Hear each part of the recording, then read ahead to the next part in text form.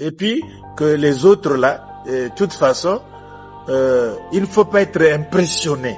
Il faut cesser d'être, même si on lit les livres, hein, mais bon, coupons la poire en deux. Lisons leur bouquin, tout sur l'Afrique, d'accord.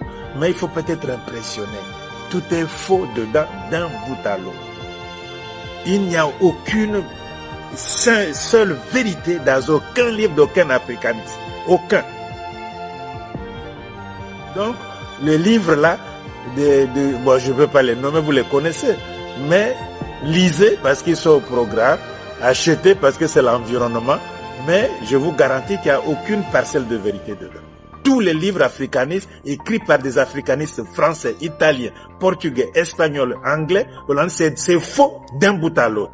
C'est du mensonge. Ce sont des crétois, c'est-à-dire des menteurs qui savent qu'ils mentent, mais ils mentent quand même. C'est ça un crétois. Ils sont tous crétois. Ils mentent.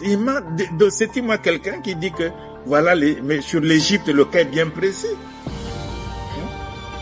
Sur l'Égypte ancienne, l'Égypte pharaonique, qui était africaine et nègre. Cette Égypte n'est même pas en Afrique. Elle est méditerranéenne, elle est au Proche-Orient. C'est des choses qui valent même pas un sou.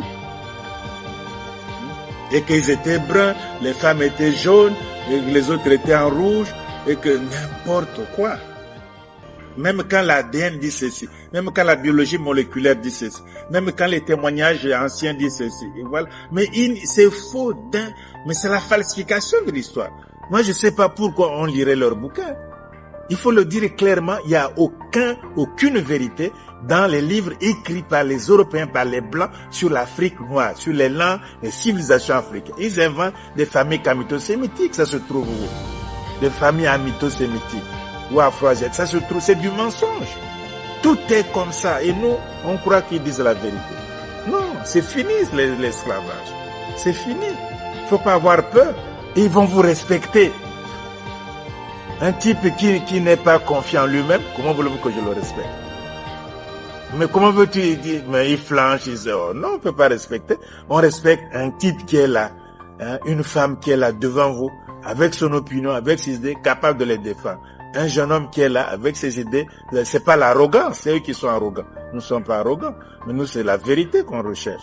C'est comme ça qu'il faut, ils vont vous respecter, ils vont vous appeler au dialogue, ils disent qu'on s'est trompé, etc. Mais nous ne voulons même pas non, cette situation doit changer. La génération là ne doit plus vivre comme ça. Il faut que la génération actuelle change ça. C'est fini. On a eu on a fait trop de compromis, ça nous a conduit.